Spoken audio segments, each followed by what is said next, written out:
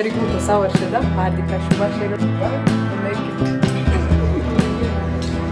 ಎಲ್ಲ ಇತ್ತು ಸ್ವಲ್ಪ ಜಾಸ್ತಿ ಚೆನ್ನಾಗಿದೆಯಾ? ಹಾಂ ಹೋಗಿ ಹೋಗಿ. ಹಾಯ್ ಎಲ್ರಿಗೂ ನಮಸ್ಕಾರ, ವೆಲ್ಕಮ್ ಬ್ಯಾಕ್. ಹೇಗಿದ್ದೀರಾ ಎಲ್ಲರೂ ಚೆನ್ನಾಗಿದ್ದೀರಾ ಅಂತ ಭಾವಿಸ್ತಾ ವ್ಲಾಗ್ನ ಸ್ಟಾರ್ಟ್ ಮಾಡ್ತಾ ಇದ್ದೀನಿ. ಹೊಸ ವರ್ಷದ ಮೊದಲ ವ್ಲಾಗ್ ಈ ವರ್ಷದ್ದು 2026ನೇ ಇಸ್ವಿ 1ನೇ ತಾರೀಕು ಬೆಳಗ್ಗೆ ಇವಾಗ ವ್ಲಾಗ್ನ ಮಾಡ್ತಾ ಇದ್ದೀನಿ. 11:30 ಆಗಿದೆ, ಬೆಳಗ್ಗೆ ಏನಾಗಿಲ್ಲ. ಇವರೆಲ್ಲ ಎದ್ದಿದ್ದು ಸ್ವಲ್ಪ ಲೇಟ್ ಆಯಿತು, ಹಾಗಾಗಿ ಅನಿಲ್ ಹಾಯ್ ಹೇಳಿ.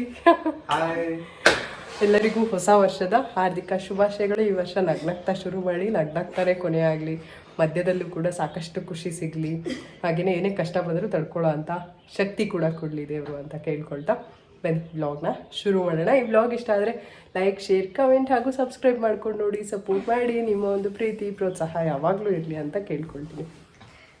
ಏನಂತೀರಾ? ಹಾಂ, ನೋಡ್ತಾ ಇದ್ದೀರಲ್ಲ ಸುಮ್ಮನೆ. ಹೌದಾ?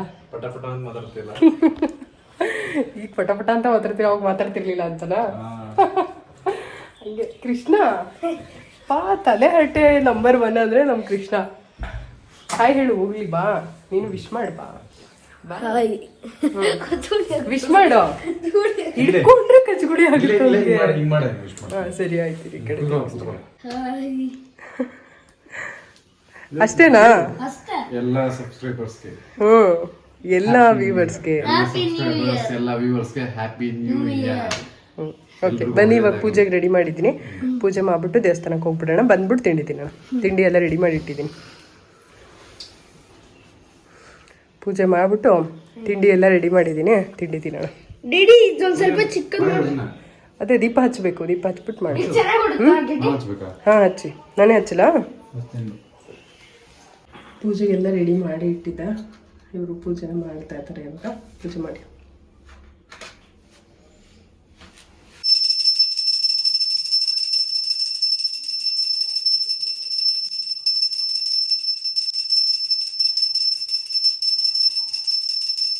ಬಾ ಕೃಷ್ಣ, ನೀನು ಡ್ಯಾಡಿ ಜೊತೆ ಪೂಜೆ ಮಾಡ್ಬಾ.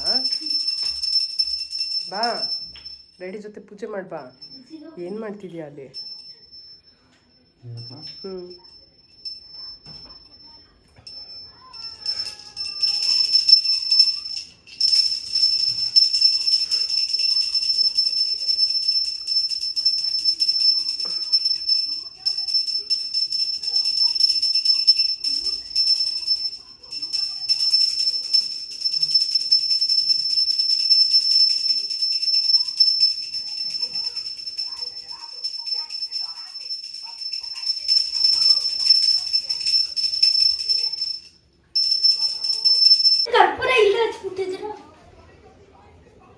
ಅಡ್ ಬಿದ್ಕೊಂಡ್ಬಿಡು ದೇವ್ರಿಗೆ.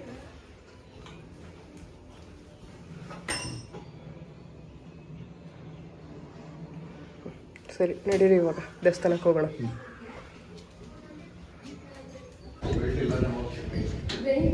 ಹೂವು ಎಲ್ಲ ಇತ್ತು ಸ್ವಲ್ಪ ಜಾಸ್ತಿ, ಹಂಗಾಗಿ ಇದಕ್ಕೂ ಕೂಡ ಇಟ್ಟೆ.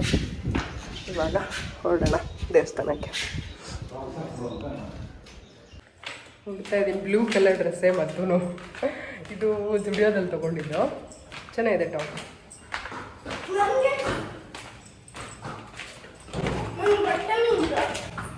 ಬಟ್ಟೆನೇ ಇಲ್ವ? ಆಯ್ತು. ಹಾಂ ತೊಗೊಂಡಿದ್ದೀನಿ, ಹಾಕಿದ್ದೀನಿಲ್ಲ.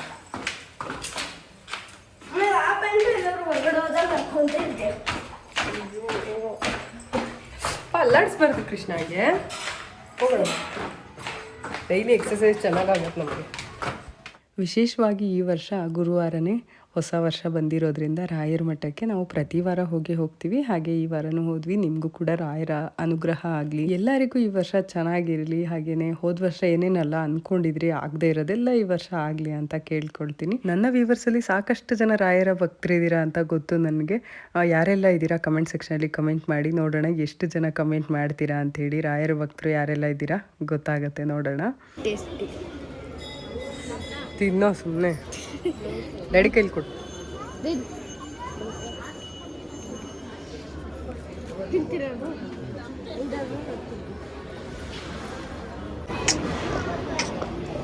ಇಲ್ಲಿಂದ ಸಾಕ ಇಲ್ಲಿಂದ ಸಾಕ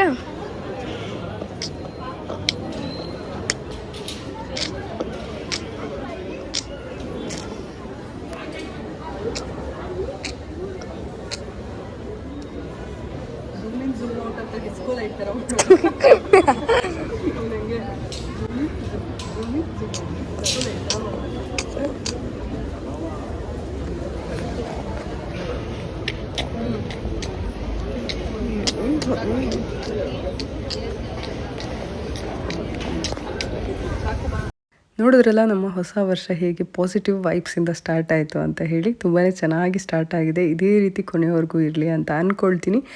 ಹಾಗೆಯೇ ನಮ್ಮ ಕೃಷ್ಣ ವಿಡಿಯೋ ಮಾಡಿದ್ದು ನೋಡಿದ್ರಿ ಅಲ್ವಾ, ಅವ್ನು ಅದೇ ಥರ ಝೂಮ್ ಇನ್ ಝೂಮ್ ಔಟ್ ಈ ಥರ ವಿಡಿಯೋ ಮಾಡೋದು.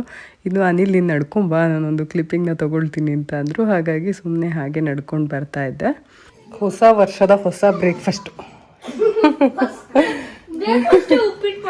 ಫಸ್ಟು ಬ್ರೇಕ್ಫಾಸ್ಟು ಉಪ್ಪಿಟ್ಟು ಮಾಡಾಕ್ಬಿಟ್ಟಿದ್ದೆ. ಉಪ್ಪಿಟ್ಟು ಇಷ್ಟ ಕಣೋ ನನಗೂ ಡ್ಯಾಡಿಗೂ, ಅದಕ್ಕೆ ಮಾಡಿರೋದು. ತಿನ್ರಿ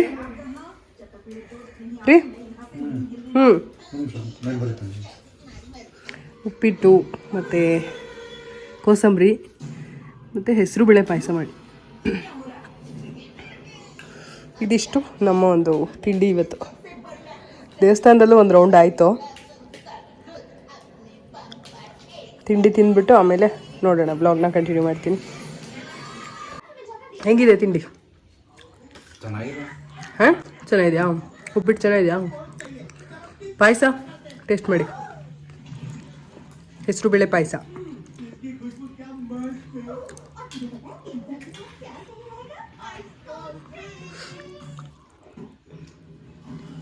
ಚೆನ್ನಾಗಿದೆಯಾ? ಇವತ್ತು ಗುರುವಾರ ಮನೆ.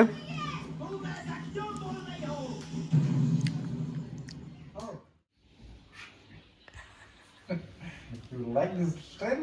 Yes. One more time? I like it. ನೋಡಿ, ನ್ಯೂ ಇಯರ್ ದಿನ ಆರಾಮಾಗಿ ಕಾಲ ಮೇಲೆ ಕಾಲ ಹಾಕ್ಕೊಂಡು ಮಲ್ಕೊಂಡಿದ್ದಾರೆ. ನಾನು ಇವಾಗ ತಾನೇ ಕೆಲಸ ಮುಗಿಸಿ ಶಿವ ಅಂತ ಒಂದು 5 ನಿಮಿಷ ಕೂತ್ಕೊಂಡಿದ್ದೀನಿ. ಇದು ಎಂಜಾಯ್ಮೆಂಟ್. ಅಂದರೆ ಬ್ಯಾಗ್ ಯಾರಲ್ಲಿ ಇಟ್ಟಿರೋದು ಆ ಥರ ಕಿಟಕಿ ಮೇಲೆ. ಹಾಂ, ಎಲ್ಲ ನಾನು ಒಂದು ಕಡೆಯಿಂದ ನೀಟ್ ಮಾಡ್ತಾ ಬರೋಕ್ಕೆ ಎಲ್ಲ ಅಲ್ಲಿ ಇಲ್ಲಿ ಹಿಂಗೆ ಇಡೋದು ಮಾಡೋದು ಬರೋದು. ಮನೆಯಲ್ಲಿ ಏನು ಗೊತ್ತಾ, ಎಲ್ಲರೂ ಕ್ಲೀನ್ ಮಾಡಿದ್ರೆ ಕ್ಲೀನಾಗಿರುತ್ತೆ. ಬರೀ ವಸ್ತುಗಳು ತೊಗೊಂಬಿಟ್ರೆ ಆಗಲ್ಲ, ಅದು ನೀಟಾಗಿ ಆರ್ಗನೈಸ್ ಮಾಡ್ಕೋಬೇಕು. ಇಲ್ಲಿಗೊಂದು ಕಾರ್ಪೆಟ್ ಹಾಕಬೇಕು, ಇಲ್ಲಿಗೊಂದು ಟೀ ಟೇಬಲ್ ಇಡಬೇಕು. ಇದೆರಡು ಈ ಪೆಂಡಿಂಗ್ ಇದೆ. ಹಳೆ ಕಾರ್ಪೆಟ್ ಬೇಡ, ಅದು ಚೆನ್ನಾಗಿಲ್ಲ, ಈ ಮನೆ ಇದಕ್ಕೆ ಸೂಟ್ ಆಗ್ತಿಲ್ಲ ಅದು. ಅದಕ್ಕೆ ಹೊಸ ಕಾರ್ಪೆಟ್ ತೊಗೋಬೇಕು, ಇದಕ್ಕೆ ಮ್ಯಾಚ್ ಆಗುತ್ತೆ. ಪ್ಯಾಲೇಸಲ್ಲಿ ಇರ್ತೀವೋ ಗುಡಿಸ್ಲಲ್ಲಿ ಇರ್ತೀವೋ ಎಲ್ಲಿರ್ತೀವೋ ಅದನ್ನು ನೀಟಾಗಿ ಆರ್ಗನೈಸ್ಡಾಗಿ ಇಟ್ಕೋಬೇಕಾಗಿರೋದು ನನಗೆ ಅನಿಸುತ್ತೆ. ನಾನು ಎಲ್ಲೇ ಇರಲಿ ನಾನು ನೀಟಾಗಿ ಆರ್ಗನೈಸ್ಡಾಗಿ ಇಟ್ಕೊಂಡಿರ್ಬೇಕು ಅಷ್ಟೇ. Okay okay okay. ಊಟ ಮಾಡೋಣ. ಊಟ ಏನು ಮಾಡಿದ್ದೆ? ಆಲ್ರೆಡಿ ಮಾಡಿಟ್ಬಿಟ್ಟಿದ್ದೀನಪ್ಪ. ಮಸೊಪ್ಪು ಸಾರು ಮಾಡಿದ್ದೀನಿ, ಅನ್ನ ಮಾಡಿದ್ದೀನಿ, ಪಾಯಸ ಇದೆ. ಊಟ ಮಾಡೋಣ. ನೀವು ಮಾಡೋ ಮಾಡಿ. ನ್ಯೂ ಇಯರ್ ದಿನ ಲೇಟ್ ಆಗಬಾರ್ದು ಅಂತೇಳಿ 2 ಗಂಟೆಗೆ ಅಡುಗೆ ಮಾಡಿಟ್ಬಿಟ್ಟೆ. ಇದು ಆ್ಯಕ್ಚುಲಿ ಬೇಕಾಗಿರೋದು. ಹಾಂ, ಮತ್ತೆ ಮನೇಲಿದ್ದಾಗ ಊಟ ಹಾಕಲ್ಲ ನನ್ನ ಹೆಂಡ್ತಿ ಅಂತ ಕತೆಗಳು ಬೇಡ ಅಂತ. ಆಫೀಸ್ಗೆ ಹೋದ್ರೆ 4 ಬಾಕ್ಸ್ ಕಟ್ತೀಯ. ಹಾಂ, 1 ಚಪಾತಿ, 1 ಪಲ್ಯ, 1 ಸಲಾಡು, ಇನ್ನೊಂದು ಬೀನ್ಸು, ಮತ್ತು ಸಾಯಂಕಾಲ ಫ್ರೂಟ್ ಸಲಾಡು, ಇಷ್ಟು ಕಟ್ಕೊಡ್ತೀಯ. ಮನೇಲಿದ್ರೆ 4 ಗಂಟೆ ಆದ್ರೂ ಊಟ ಇರಲ್ಲ ಅಂತಾಗೆ. ಮನೇಲಿದ್ರೆ ಪ್ರೋಟೀನ್ ಬೇಡವಾ? ಮನೇಲಿದ್ರೆ ನೀವು ಊಟ ಮಾಡ್ಬೇಕು ಬಂದು. ನಾನೇ ನಿಮ್ಗೆ ಬಾಕ್ಸ್ ಕಟ್ಟಿ ಇದ್ರೆ ಇನ್ಮೇಲಿಂದ ಏನ್ ಮಾಡ್ತೀನಿ ಗೊತ್ತಾ, ಮನೇಲಿದ್ರು ಬಾಕ್ಸ್ ಕಟ್ಟಿ ಇಟ್ಬಿಡ್ತೀನಿ. ಇದು ನಿಮ್ ಟೈಮಿಗೆ ಬಂದಾಗ ನೀವು ತಿಂದ್ಬಿಡಿ. ಆಕ್ಚುಲಿ ಚೆನ್ನಾಗಿರುತ್ತೆ. ಹೌದೌದು, ಈ ತರ ಮಾಡಿ ಅಲ್ಲಿ ಬಂದು ತಿನ್ಬೇಕು. ನಿಮ್ ಪಾಡಿಗೆ ನೀವು ಮೊಬೈಲ್ ನೋಡ್ಕೊಂಡಿದ್ರೆ ಹೆಂಗಾಗತ್ತೆ? ನಮ್ದು ಕೆಲಸಗಳು. ಹೌದೌದು. ಸರಿ, ಓಕೆ. ನ್ಯೂ ಇಯರ್ ಡೇ ನೋಡಿ ಈ ಥರ ಲೇಸಿ ಆಗಿದೆ. ಫಿಶ್ ತರಬೇಕು ರೀ, ಅದಕ್ಕೆ ಅಕ್ವೇರಿಯಮ್ಗೆ ಅಲ್ಲಿ ಇಟ್ಬಿಡೋಣ. ಅಕ್ವೇರಿಯಮ್ಮು ಫಿಶ್ ತರೋಣ ಅದಕ್ಕೆ. ಸರಿ ಆಯ್ತು. ಫಿಶ್ ಸುತ್ತಮುತ್ತಲೆಲ್ಲ ಆ ಥರದ್ದು ಬೇಡ ಈ ಸರಿ. ಅದು ಒಂಥರ ಚಿಕ್ಕದು ಬೇಡ, ಬ್ಲ್ಯಾಕ್ ಕಲರ್ದು ದೊಡ್ಡದಿರುತ್ತಲ್ಲ ಆ ಥರ ತರೋಣ. ಇಲ್ಲಿ ನೋಡಿ, ರೆಡಿ ಆಯ್ತು ಬಾಸು. ಕೋಚಿಂಗಿಗೆ ರೆಡಿಯಾಗಿ ಬಂದಿದ್ದಾರೆ.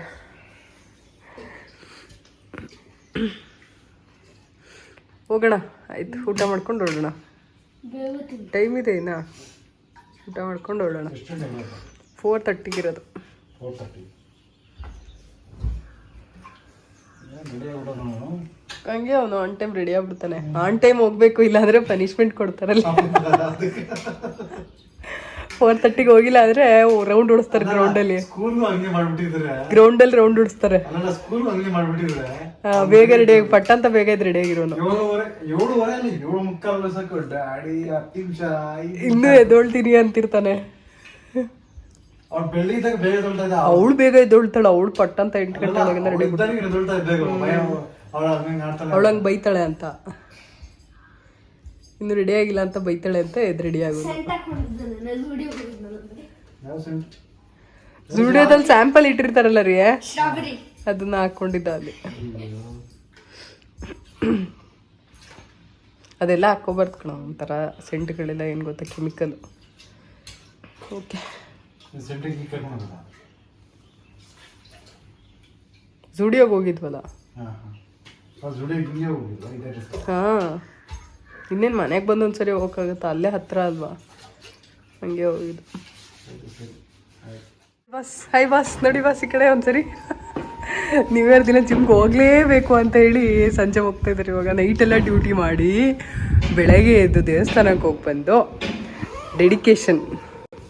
ಖುಷಿ ಆಯಿತು ನಿಮ್ಮ ಡೆಡಿಕೇಶನ್, ಡಿಸಿಪ್ಲಿನ್, ನಿಮ್ಮ ಡಿಸಿಪ್ಲಿನ್ ಡೆಡಿಕೇಶನ್ಗೆ ಟುವರ್ಡ್ಸ್ ಜಿಮ್. ಹ್ಯಾಪಿ. ಕೃಷ್ಣ ಗಾಡಿಗೆ ಕೊಡಪ್ಪ ಡ್ಯಾಡಿಗೆ. ಇದು ಯಾವ ವರ್ಷದಿಂದನೂ ಇದೆ, ನಾನು ನೋಡಿದ್ದೀನಿ, ಹೇಳ್ತಿರೋದು. ಯಾವಾಗೂ ಇದೆ ಇದು ಡೆಡಿಕೇಶನ್ನು, ಇವಾಗೇನು ಹೊಸ್ದಲ್ಲ. ಹಾಂ, ಹೋಗಿ ಹೋಗಿ ಹೋಗಿ, ನಂಗೇನು ಖುಷಿನೇ ನಿಲ್ಬೋದು. ಬೇಡ ಬಿಡಪ್ಪ.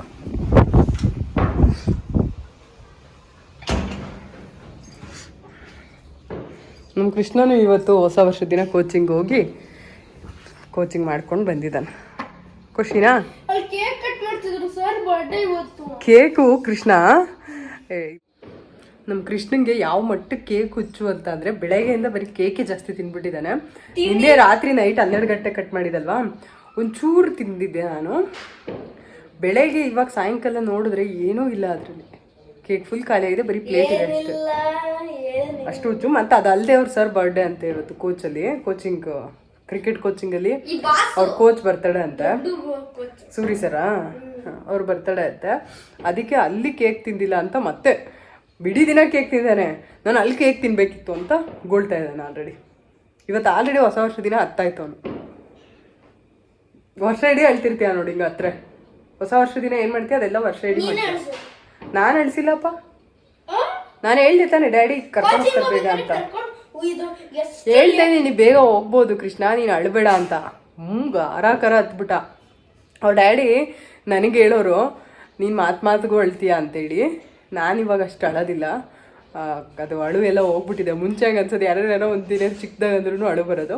ಇತ್ತೀಚೆಗೆ ಕಡಿಮೆ ಆಗ್ಬಿಟ್ಟಿದೆ, ಎಲ್ಲ ಅವನಿಗೆ ಟ್ರಾನ್ಸ್ಫರ್ ಆಗ್ಬಿಟ್ಟಿದೆ. ಇವಾಗ ಸಣ್ಣ ಪುಟ್ಟ ವಿಚಾರಕ್ಕೂ ಅಳೋದು ಅವನು. ಇವಾಗ ನಮ್ಮ ಬೆಳ್ಳಿ ಅವಳು ಒಂಥರ ಅಳೋದಿಲ್ಲ, ಅವಳು ಫುಲ್ಲು ಒಂಥರ ಸ್ಟ್ರಾಂಗ್. ಅವಳು ಒಂಥರ ಜಾಸ್ತಿ ಅಳೋದಿಲ್ಲ. ಚಿಕ್ಕೋಳಿದ್ದಾಗ ಅಳ್ತಿಲ್ಲ ಅಷ್ಟೇ ಕಣ. ಚಿಕ್ಕೋಳಿದ್ದಾಗ, ನೀನು ತುಂಬಾ ಚಿಕ್ಕೋನಿದ್ದಾಗ ಅಳ್ತಿರ್ಲಿಲ್ಲ, ಈಗ ಅಳ್ತಿದ್ದಾನೆ. ಅವಳು ಚಿಕ್ಕೋಳಿದಾಗ ಅಳ್ತಿದ್ಲು, ಇವಾಗ ಅಳಲೇ ಇಲ್ಲ. ತುಂಬಾ ಕಮ್ಮಿ ಅಳೋದು. ಬೈದ್ರು ಏನ್ ಮಾಡಿದ್ರು ಅವಳಿಗೆ, ಏನೇ ಎಂಥ ಸಿಚುವೇಶನ್ ಬಂದ್ರೂ ಸ್ವಲ್ಪ ಕೋಪ ಮಾಡ್ಕೊತಾಳೆ, ಬೇಜಾರು ಮಾಡ್ಕೊತಾಳೆ, ಅಳು ಕಮ್ಮಿ. ಓಕೆ, ಇವತ್ತಿನ ನ್ಯೂ ಇಯರ್ ಡೇ ಹೀಗಿತ್ತು. ದೇವಸ್ಥಾನಕ್ಕೆ ಹೋಗಿದ್ದು, ಮತ್ತು ಕೋಚಿಂಗ್ ಹೋಗಿದ್ದು, ಹಾಗೇ ಮನೆಯಲ್ಲಿ ಪೂಜೆ ಮಾಡಿದ್ದು, ಈ ಥರ ಎಲ್ಲ ಹೀಗಿತ್ತು ನಮ್ಮ ನ್ಯೂ ಇಯರ್. ನಿಮಗೆ ಈ ವ್ಲಾಗ್ ಇಷ್ಟ ಆದರೆ ಲೈಕ್, ಶೇರ್, ಕಮೆಂಟ್ ಹಾಗೂ ಸಬ್ಸ್ಕ್ರೈಬ್ ಮಾಡ್ಕೊಂಡು ನೋಡಿ, ಸಪೋರ್ಟ್ ಮಾಡಿ. ನಿಮ್ಮ ಒಂದು ಪ್ರೀತಿ ಪ್ರೋತ್ಸಾಹ